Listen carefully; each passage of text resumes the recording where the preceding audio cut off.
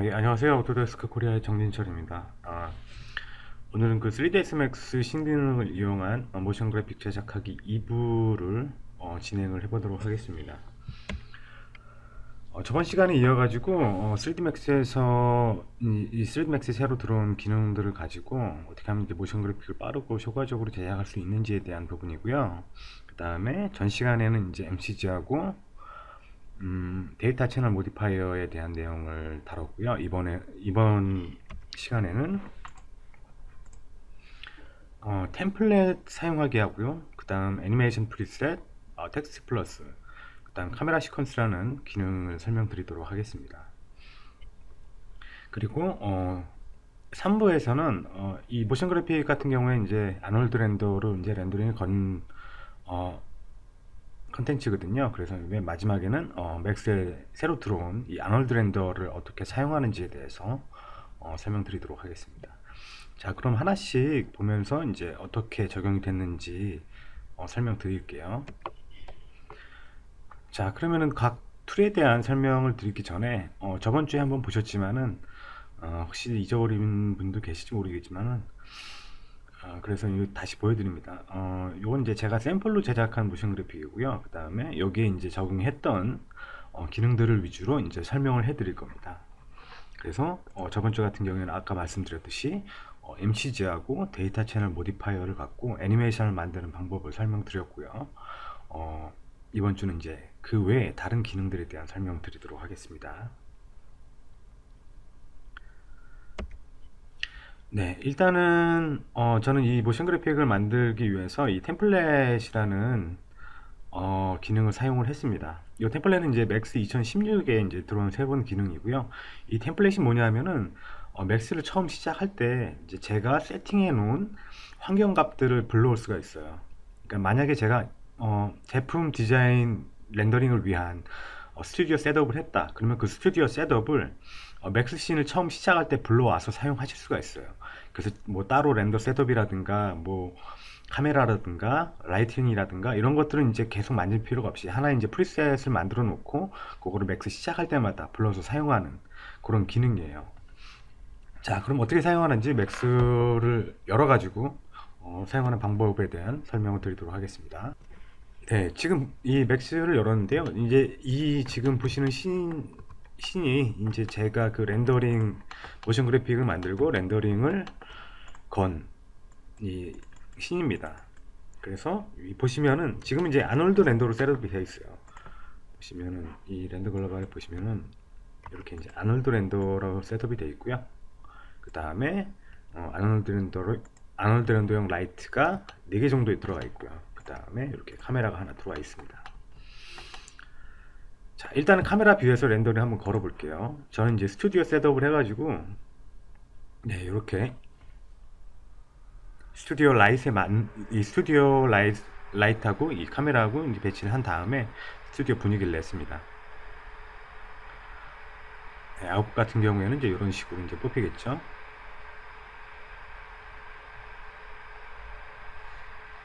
네, 이렇게 이제 세팅된 이 환경값을 이제 여러분들이 맥스를 시작할 때마다 불러서 사용하실 수 있는 거예요.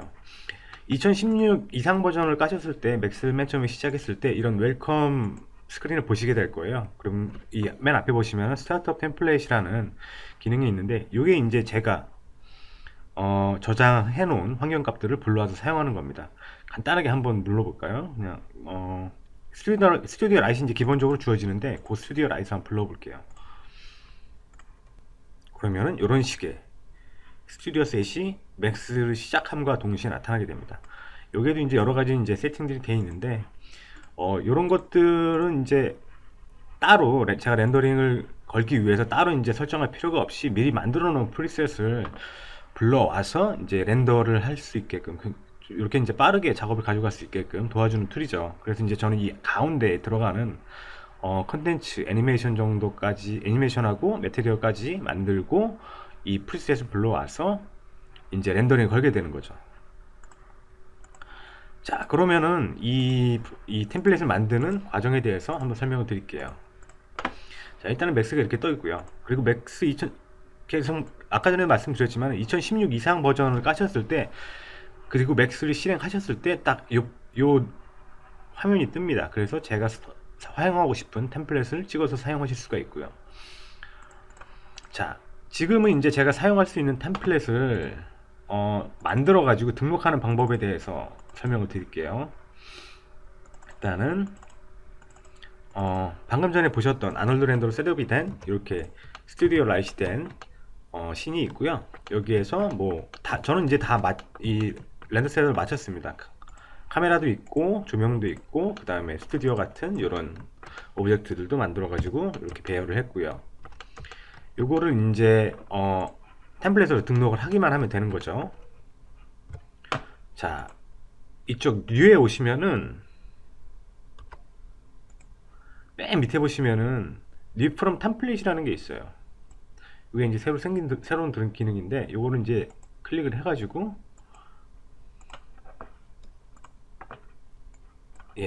툴을 열면 이렇게 Create New Scene이라는 윈도우가 나오고요. 그 다음 지금 제가 갖고 있는 템플릿들이 이렇게 보여집니다.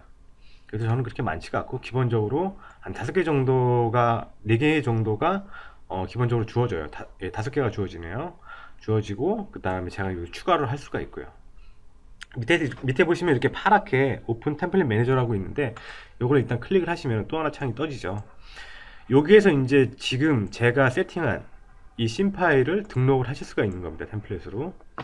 자, 여기에서 Add New 누르신 다음에 밑으로 쭉 내리시면은 여기 템플릿 샵 1이라는 템포러리 템플릿이 만들어지고요. 여기에서 이제 설정을 할 수가 있게 되는 거죠.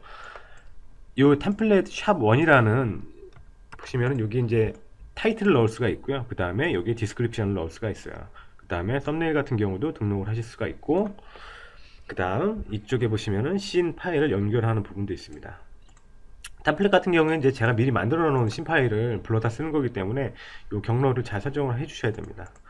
일단은 어떻게 사용하는지만 대충 보여드릴게요. 타이틀 같은 경우에는 제가 미리 만들어 놓은 게 여기 있기는 한데, 요거 말고 이제 다른 것도 한번 넣어 볼게요. 아놀드 렌더 프리셋이라는 이름을 넣었고요. 그 다음에 디스크립션 렌더 같은 경우에는 아놀드, 그 다음에 레졸루션 같은 경우에는 뭐 500에 300, 그 다음에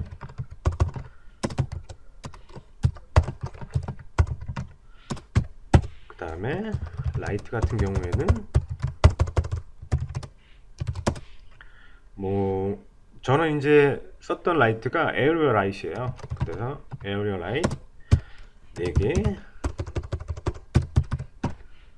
이렇게 이제 씬에 대한 정보값들을 이 디스크립션 안에다 넣는 거죠. 이 디스크립션이 어떻게 보여지는지는 제가 요거 등록을 하면은 어떤 식으로 등록되는지 한번 보여드릴게요. 그 다음에 썸네일 이미지 같은 경우에는 이제 제가 미리 렌더를 걸어 놓으신 그 이미지가 있어요. 그 이미지를 이렇게 클릭을 하고, 그 다음 마지막으로 이제 씬 파일, 요게 이제 제가 갖고 있는 씬 파일이거든요. 그래서 요걸 등록을 합니다. 그 다음에 원하시면 프로젝트 폴더도 지정을 하실 수가 있고요. 그 다음에 워크스페이스, 뭐 UI라든지 이런 배치 같은 것들, 뭐 뷰포트 설정 같은 것들도 여기에서 다 조절해서 어떤 것들 세이브를 할지 이런 것들을 조절하실 수가 있습니다. 저는 이제 간단하게 이 씬 파일만 연결을 할게요. 그 다음에 던을 누르게 됩니다. 그리고 다시 또 웰컴 화면을 보게 되면은 여기 이 오른쪽에 있는 거는 제가 미리 만들어 놓은 셋이고요.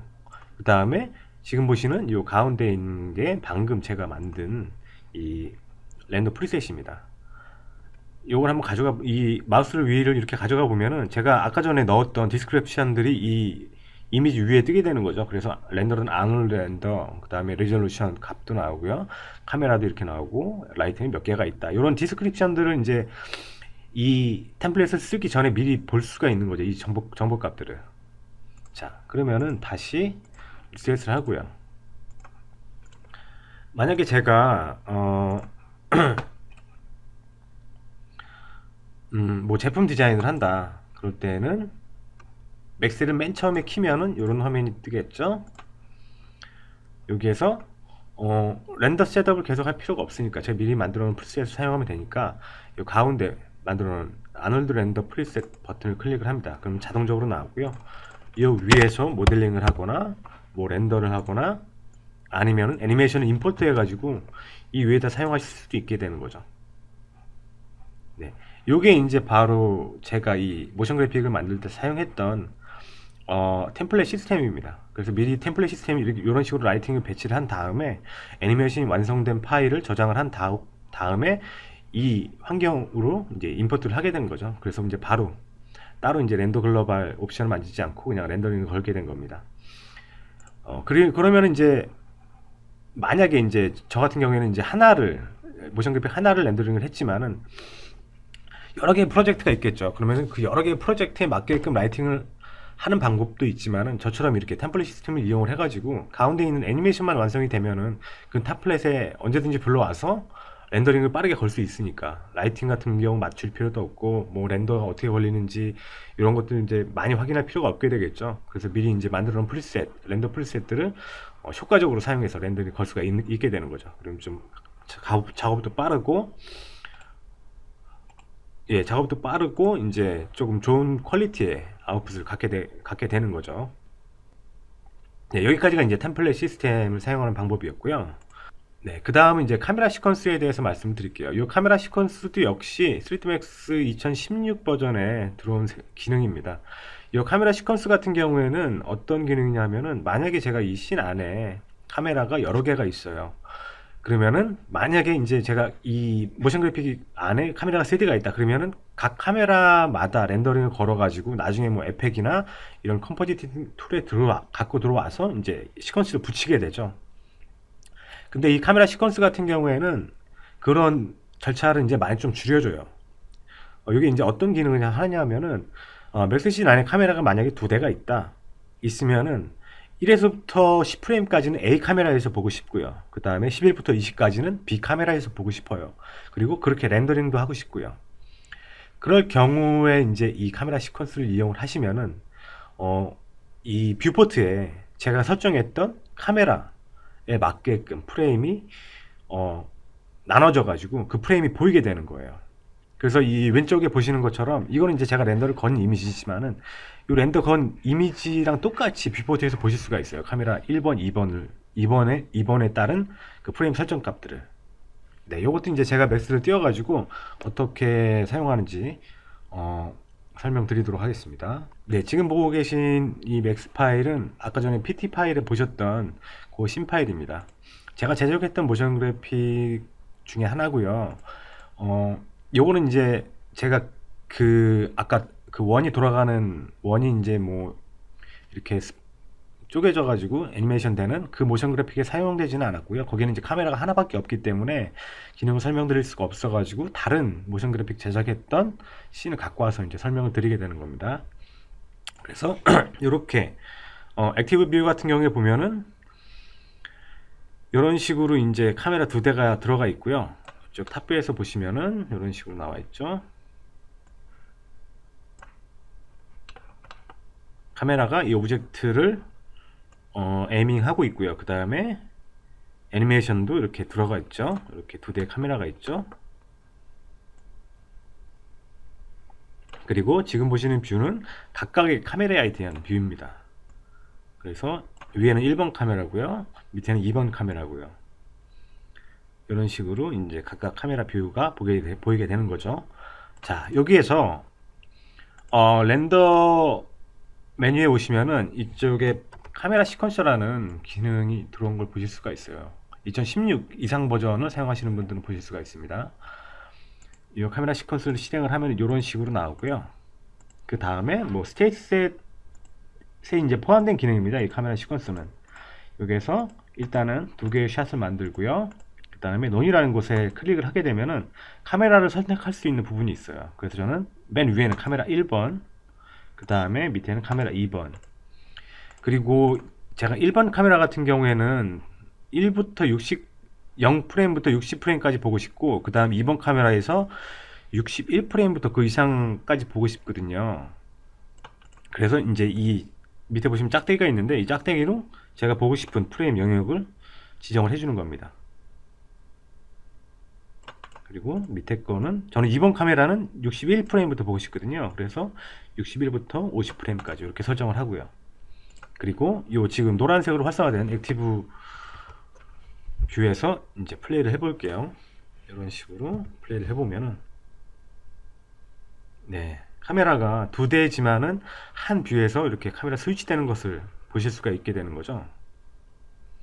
그래서 이제 제가 따로 뭐 이 시퀀스를 뽑아서 에펙에 들고 와서 그 컷에 맞게 뭐 길이를 자르고 붙이고 이런 작업을 이제 하지 않아도 되는 거죠. 맥스 안에서 다 해결이 되는 거죠.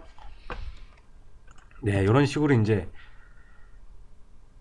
카메라 액티브 뷰를 프레임에 맞게끔 설정해서 보실 수가 있습니다. 그리고 이렇게 해서 렌더링도 걸 수가 있고요. 그러면 1번 카메라 같은 경우에는 0부터 60까지가 렌더링이 되고요. 그 다음에 2번 카메라 같은 경우에 61부터 150까지 렌더링이 됩니다. 그래서 제가 굳이 씬을 나눠서 이 프레임은 이 카메라에서는 몇 번 프레임부터 몇 번 프레임까지 렌더링 걸고 얘는 또 몇에서 몇 프레임까지 걸고 이런 쓸데없는 작업들을 이제 안 하셔도 되는 거예요. 맥스 안에서 이렇게 지정만 해주시면은 이렇게 한 씬 안에 몇 개의 카메라가 있든 간에 씬을 쪼개지 않고 하나의 파일에서 모든 것을 다 해결할 수가 있게 되는 거죠. 뷰포트도 보실 수가 있고 이 뷰포트에 맞는 렌더링도 거실 수가 있게 되는 거죠. 요게 이제 이 2016에 새로 들어온 이 카메라 시퀀서에 대한 기능입니다. 요거는 이제 모션 그래픽뿐만이 아니고 애니메이션 같은 경우에도 이제 많이 사용할 수 있겠죠. 다음은 이 애니메이션 프리셋에 대해서 설명을 드릴게요. 이 애니메이션 프리셋 같은 경우도 3ds Max 2016 버전에 들어온 기능입니다. 이 애니메이션 프리셋 같은 경우에는 뭐냐면은 이거는 이제 특히나 모션 그래픽 쪽에 많이 사용이 되는 이 기능인데 제가 하나의 애니메이션을 만들어요. 그리고 그 애니메이션을 수백 개의 오브젝트에 복사를 하는 거죠. 복사를 한 다음에 그걸 하나씩 잡고 1프레임씩 옵셋을 하는 거예요. 애니메이션 옵셋을 시키면은 이렇게 지금 보시는 것처럼 도미노처럼 이렇게 이제 옵셋이 들어간 애니메이션들을 만들 수가 있겠죠. 근데 문제는 뭐냐 하면은 이 개수가 많아지면 많아질수록 그 옵셋 값을 하나씩 잡아가지고 밀어야 되는데 이제 그런 거를 이제 보강하기 위해서 애니메이션 프리셋이라는 새로운 기능이 들어왔습니다. 그래서 제가 하나의 오브젝트 애니메이션을 만들고 그 애니메이션을 제가 선택한 오브젝트에 모두 다 적용을 시켜주는 거예요. 그리고 옵셋도 하나의 파라미터를 갖고 다 조절을 하실 수가 있고요.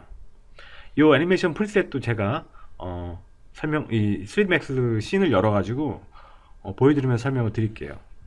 자, 지금 맥스를 열었고요. 아까 전에 PT에서 보셨던 그 샘플 파일입니다. 애니메이션을 보면은 지금 뭐 아무것도 없어요. 지금 요 앞에 것만 이 로테이션 애니메이션이 들어가 있죠. 네, 이런 식으로 키값이 1에서 0에서 20까지 이제 들어가 있습니다. 자, 제가 이제 애니메이션 프리셋 기능을 설명을 했을 때 하나의 이 정형화된 애니메이션을 만들고 그거를 제가 선택한 모든 오브젝트에 적용을 할 수가 있다 그랬죠. 자, 저는 이 애니메이션을 프리셋을 만든 다음에 이 애니메이션을 제가 선택한 오브젝트 요 뒤에 있는 부분 요 오브젝트에다가 다 적용을 한번 해볼게요.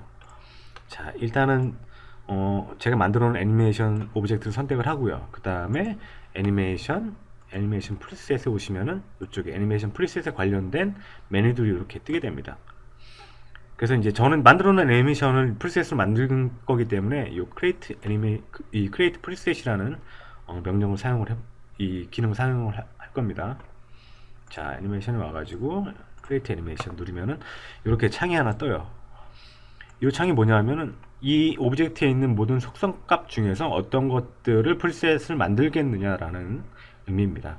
지금 로테이션에 이제 키가 들어갔기 때문에 트랜스폼을 체크를 해주면은 트랜스폼 이 트랜스레이션에 관련된 이 파라미터들이 뜨게 됩니다. 옵션 값들이. 그래서 전 로테이션에만 이 키값을 줬죠. 그래서 로테이션만 선택을 하고요. 그 다음에 OK를 누르면은 이렇게 모디파이어를 보시면은 프리셋 메이커라는 게 하나 생겨 있고요. 그 다음에 이런 식으로 뭐 여러 가지 이제 파라미터들이 적용된 걸 보실 수가 있죠. 간단하게 그냥 여기다가 로테이션이라고 적고,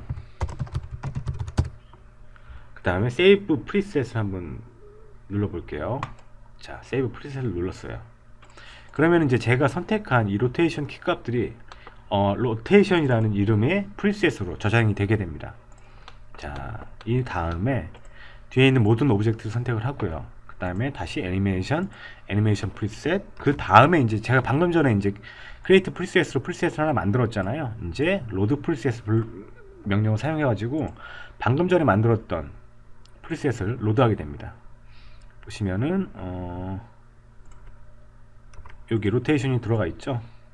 방금 전에 제가 로테이션으로 이름을 넣었는데 이 로테이션을 선택을 하고 OK를 누릅니다. 자, 지금 적용이 되고 있는데 오브젝트가 많으면 많을수록 이 적용되는 시간이 좀 오래 걸려요. 네, 지금 애니메이션 프리셋 적용이 됐고요. 그 다음에 이렇게 애니메이션이 프리셋이 적용된 오브젝트 하나만 선택을 하시면은, 요 하나라도 이제 선택을 하시게 되면은 적용된 이 오브젝트에 어떤 이 애니메이션 프리셋이 적용됐는지 보실 수가 있어요. 그래서 로테이션 요게 이제 들어와 있는 거죠. 그리고 밑에 보시면은 이 옵셋에 관련된 파라미터 값들을 조절할 수 있는 옵션들이 이렇게 있습니다. 일단은 플레이를 한번 해볼게요. 플레이를 해보면은 앞에 있는 오브젝트는 이제 제가 프리셋을 만든 거고요. 그 다음에 뒤에 있는 것들은 이제 제가 적용을 한 거죠. 제가 이제 키값을 미루지 않아도 얘네들이 이제 자동으로 옵셋이 돼가지고 애니메이션이 되는 걸 보실 수가 있죠. 요 박스는 일단 하이드를 시키겠습니다. 앞에 있는 것들은 하이드를 하고 이제 전면에서 보고 플레이를 해볼게요. 예, 이런 식으로 들어가죠. 자, 하나의 오브젝트를 선택을 한 다음에 옵션 값에서 뭐 스타트 프레임도 정할 수가 있고요. 그 다음에 애니메이션 길이도 정할 수가 있어요. 지금 같은 경우에는 지금 굉장히 좀 느리게 진행이 되고 있죠. 그래서 셀 랭스 같은 경우 5로 맞춰주면은 조금 더 빠르게 들어가는 걸 보실 수가 있어요. 이런 식으로 들어가죠. 네, 쭉쭉쭉 바뀌고 있죠. 애니메이션이 이제 옵셋 값이 들어가가지고 이제 실행이 되는 거죠. 그리고 뭐 딜레이 값도 조절해서 5 정도로 하면은 이런 식으로 옵셋 값이 오브젝트를 하나씩 선택해서 미루거나 앞으로 당기지 않아도 이 오른쪽에 있는 파라미터만 움직여서 그 옵셋 값들을 컨트롤할 수 있게끔 되는 거죠. 그리고 그 외에 여러 가지 기능들이 있습니다. 지금은 이제 이 아이디로 이제 이 순서를 매긴 건데요. 이 아이디 말고 이 아이디를 갖고 다른 여러 가지 애니메이션들 할 수가 있어요. 플레이백 타입에 보시면은 지금 포워드라고 되어 있는데 이걸 리버스로 고치면은 자 뒤에서부터 바뀌죠. 아까는 밑에서부터 바뀌었는데 지금 뒤에서부터 바뀌어요. 이 오브젝트 아이디가 이제 맨 뒤에서부터 이제 오게 되는 거죠. 그리고 핑퐁 같은 경우에는 위 아래에서부터 이런 식으로 이제 바뀌게 되는 겁니다. 그리고 센터 같은 경우에는 맨 가운데에 있는 오브젝트부터 이렇게 애니메이션이 시작이 되는 거죠. 그리고 이 시작되는 부분들을 제가 선택을 할 수가 있어요. 나는 만약에 이 애니메이션이 한 요 정도부터 이 오브젝트에서부터 시작을 하고 싶다. 그럴 경우에는 여기 offset order라는 이 파라미터가 있는데 여기서 픽 오브젝트 선택을 하고 제가 맨 처음 이 애니메이션이 시작되는 오브젝트를 선택을 합니다. 이렇게 선택을 하고요. 그 다음에 일단 이 센터로 됐으니까 이 포워드를 누를게요. 그 다음에 이제 애니메이션을 실행을 해보면은 제가 선택한 오브젝트를 중심으로 그 외곽으로 한 단계씩 이렇게 애니메이션이 시작이 되죠. 그래서 오브젝트 아이디 이외에 제가 선택한 오브젝트를 기준으로 거기에 대한 거리값을 기준으로 이 애니메이션도 정할 수가 있어요. 반대로 뭐 리버스를 한번 해볼까요? 리버스를 하면 반대로 되겠죠. 여기서 뒤집혀서 가운데로 오게 되겠죠. 네, 이런 식으로.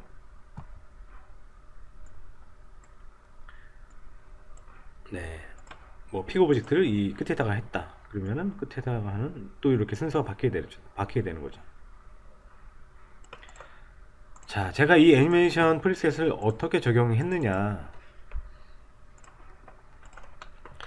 보시면은 제가 이 모션 그래픽에서 어 그 원에 이렇게 여러 개가 이렇게 겹치는 껍질이 이런 식으로 겹치는 애니메이션을 적용한 오브젝트가 있었어요. 중간쯤에 그 오브젝트를 사용할 때 이 애니메이션 프리셋을 사용한 겁니다. 지금 보시면 이렇게 하나가 있지만은 요걸 이제 여러 겹으로 만들어 가지고 애니메이션을 주려고 이제 계획을 했었어요, 처음에. 그래서 얘 오브젝트에 적용된 레스라는 이 모디파이어의 키값을 준 거죠. 0에서 20까지 20프레임까지. 그래서 이 디그리 값에다가 이제 애니메이션을 줘가지고 0프레임일 때는 0값, 그 다음에 20프레임일 때는 360도로 값을 줘가지고 이렇게 오브젝트가 이렇게 말려서 돌아가게끔 이렇게 이제 키값을 준 거죠. 그리고 요거를 애니메이션 프리셋에서, 아이고 죄송합니다, 애니메이션 프리셋에 와가지고 이제 새로 등록을 한 거죠. 오브젝트 선택을 한 다음에요. 보시면 이번에는 이제 모디파이어죠. 트랜스폼에 들어간 키가 아니라 이 오브젝트 위에 쌓여 있는 레트라는 모디파이어의 값이 들어간 거죠. 그래서 이 레트에 들어간 디그리라는 이 파라미터 값을 OK를 누릅니다. 그 다음에 이름 적어주고요. 디파이어라는 거를 적어주고 세이브를 하게 됩니다. 그리고 나서 제가 미리 말씀드렸듯이 여러 개의 오브젝트에 적용하기 위해서 미리 이제 쉐입을 다 그려놨어요. 그래서 그 그려놓은 쉐입들을 갖고 잡은 다음에 방금 전에 저장했던 애니메이션 프리셋 여기 있죠? 요거를 적용을 해보겠습니다. 그리고 오케이. 오케이 그러면 이렇게 적용이 되고요. 그 다음에 일단은 플레이를 한번 해볼게요. 플레이를 해보면은 이런 식으로 모디파이어 애니메이션이 각 쉐입에 적용돼 가지고 이렇게 옵셋 애니메이션이 되는 걸 보실 수가 있죠. 그러면 껍질이 이렇게 시간차로 해서 애니메이션이 되게 됩니다. 다음 텍스트 플러스에 대해서 설명드리도록 하겠습니다. 이 텍스트 플러스 역시 이 3ds max 2016에 들어온 새로운 기능 중에 하나고요. 이 텍스트를 만드는 텍스트 오브젝트를 만드는 굉장히 좀 효율적이고 여러 가지 기능들이 복합된 모디파이어라고 이 툴이라고 생각하시면 됩니다. 기존에 이제 이 텍스트 오브젝트를 만들었을 때는 보통 쉐입으로 텍스트를 만든 다음에 그 쉐입을 익스트루드 명령을 이용하든가 아니면 베벨 명령을 이용해 가지고 오브젝트를 만들었죠. 그리고 나서 디테치를 하나씩 다 한 다음에 각 캐릭터에다가 이제 애니메이션을 넣는 이런 작업들을 많이 하셨을 거예요. 근데 이 텍스트 플러스 같은 경우에는 이 모든 것들이 다 하나의 이 명령 안에 들어가 있습니다. 그래서 제가 타입을 치면은 자동으로 쉐입이 만들어지고 그 쉐입에 익스트루드를 할 수 있는 파라미터도 들어가 있고요. 그 다음에 베벨 파라미터도 들어가 있고, 그 다음에 여러 가지 부가적인 기능도 들어가 있습니다. 그 다음에 이 베벨 값을 이 쉐입을 그려서 만들어서 이 베벨 값을 조절할 수 있는 베벨 프로파일이라는 이 명령도 들어가 있고요. 그 다음에 스크립트라든가 익스프레션 같은 경우 넣어서 사용할 수 있게 이런 이 기능들도 이제 들어가 있습니다. 제가 이 텍스트 플러스를 여러 가지 하나하나씩 보면서 설명드리도록 할게요. 네, 지금 맥스로 들어와 있고요. 이쪽 2016 이상 버전에서 이제 사용하시는 분들은 이 기능을 사용하실 수가 있게 되는 거죠. 오른쪽에 이 커맨드 펜을 보시면은 맨 밑에쯤에 이 텍스트 플러스라는 새로운 명령이 들어온 걸 보실 수가 있어요. 여기는 이제 스탠다드 프라이머리티브 이 탭이고요. 여기서 텍스트 플러스를 누른 다음에 일단은 화면에다가 한번 찍어 볼게요. 어떻게 나오는지. 딱 찍으면은 이런 식으로 텍스트 플러스라고 이렇게 글자가 써지는 걸 보실 수가 있고요. 이거를 90도로 한 다음에 보시면은 지금 오브젝트도 아니고 쉐입도 아니고 좀 이상한 모습으로 나온 걸 보실 수가 있어요. 이렇게 텍스트 플러스를 클릭을 하신 다음에 이 모디파이어에 가시면은 여러 가지 이제 파라미터들을 보실 수가 있는데 요 맨 처음에 나온 파라미터 같은 경우에는 여러분들이 쉐입으로 텍스트를 만들었을 때 볼 수 있는 그런 이 여러 가지 밸류들이 있습니다. 그래서 지금 같은 경우에는 뭐 이렇게 타입도 바꿀 수가 있고요. 그 다음에 뭐 폰트 같은 경우도 바꿀 수가 있고, 그 다음 뭐 정렬도 지금 가운데 정렬인지 왼쪽 정렬인지, 그 다음에 볼든지 아닌지 이런 것들도 이제 조절하실 수가 있고요. 그 다음에 각 뭐 자간이라든가 뭐 이런 것들도 바꿀 수가 있게 되고요.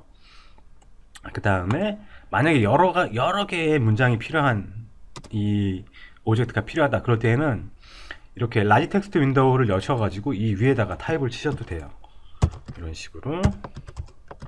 그러면 여러 개의 텍스트를 이렇게 한 번에 만들 수가 있게 되는 거죠. 지금은 많이 필요 없기 때문에 나머지는 지우고요. 그 다음에 볼드로 바꿔서 한번 해보겠습니다. 이런 식으로 나왔죠. 네, 이런 식으로 이제 텍스트를 치실 수가 있고요. 그 다음에 두 번째 파라미터 보시면은 지오메트리라는 탭이 있어요. 지금 보시면 이렇게 이 익스트루드 값이 있는 것도 아니고 없는 것도 아니고 이렇게 나오죠. 익스트루드는 체크는 되어 있는데 지금 두께가 0값이라서 그렇고요. 요거를 한 10cm로 만들면 이렇게 익스트루드가 들어옵니다. 그리고 세그먼트도 이렇게 나눌 수가 있고요. 일단은 1로 놓을게요. 1로 놓고 그 다음에 익스트루드 바로 밑에 보시면은 요 베벨링이라는 요 그룹 박스가 보이는데 여기서 어플라이 베벨을 누르면은 이렇게 베벨도 자동으로 들어갑니다. 그리고 이 지금 커스텀이라고 되어 있는데 커스텀 말고 여러 가지 이제 많이 쓰이는 베벨에서 많이 쓰이는 수치값들을 미리 만들어서 프리셋을 넣어놨어요. 그래서 이렇게 여러 가지를 클릭을 해보면은 요 레벨 값들이 바뀌는 거 보실 수가 있죠. 이건 이제 레벨에 대한 프리셋입니다. 뭐 이런 것들도 있고 가장 많이 쓰이는 베벨 값을 미리 만들어 놓은 거죠. 자, 나는 이제 이 베벨 값을 원하는 게 아니다. 나는 내가 만들고 싶다라면은 커스텀을 적용하셔도 되고요. 아니면은 밑에 보시면은 베벨 프로파일 에디터라는 요 박스 이 버튼이 있어요. 이걸 누르면은 이렇게 창이 하나 떠지는데 이 베벨 프로파일이라는 게 뭐냐 하면은 이 베벨 값을 제가 이 오른쪽에 있는 그래프를 갖고 모양을 만들어서 그릴 수가 있는 거예요. 일단은 두 개의 점을 잡고 일단 코너를 만들고요. 코너를 만들면 바로 이렇게 변하죠. 그 다음에 중간에 하나 이렇게 라인을 만들고 이거를 버지어로 이렇게 만들면은 이 베벨 이 쉐입을 제가 그려서 맞출 수가 있게 되는 거죠. 그리고 뭐 점도 하나 더 넣을 수가 있고요. 이런 식으로 그러면은 이렇게 베벨 값을 그려서 적용을 할 수 있게 되는 거죠. 네, 이렇게 나오죠.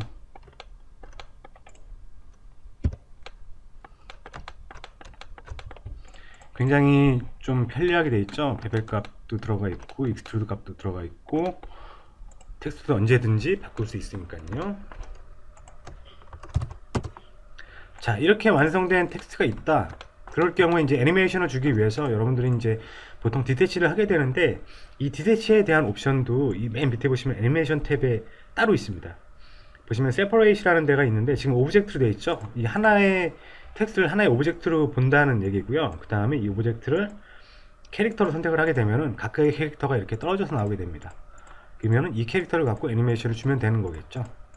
뭐 디태치 명령어로 따로 줄 필요 없이 이런 식으로 이제 나누는 방식을 정해서 사용할 수가 있는 거죠. 그리고 이 왼쪽에 보시면은 이 텍스트 플러스로 이 디태치된 오브젝트들이 이렇게 그룹화돼서 나눠져 있어요. 여기서 선택을 하셔도 되고요. 그 다음에 만약에 이제 이 텍스트에 대한 수정이 필요하다 그럴 경우에는 이 그룹 노드를 선택을 하시면 이 텍스트 플러스에 대한 소속값들이 다 살아나 있습니다.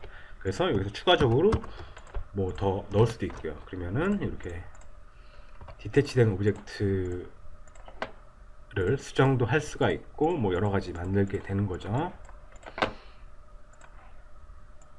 일단 볼드 값을 빼고 그러면 이런 식으로 다 전체가 적용이 되죠. 그리고 또 하나 재미있는 기능을 보여드릴 건데 지금 이 텍스트에다가 뭐 익스프레션이나 다른 노드에 있는 밸류 값들을 연결해서 사용하실 수가 있어요. 일단은 캐릭터로 된 거를 한번 오브젝트를 바꾼 다음에 보여드릴게요. 일단은 가운데에 드라이브 할 수 있는 오브젝트 하나 만들고요. 그 다음에 텍스트 플러스 모디파이로 와가지고 set value as 텍스트라고 있는데 이거는 밸류 값을 텍스트로 나타내 주는 겁니다. 그래서 일단 인서트를 누르게 되면 이런 식으로 나오고요.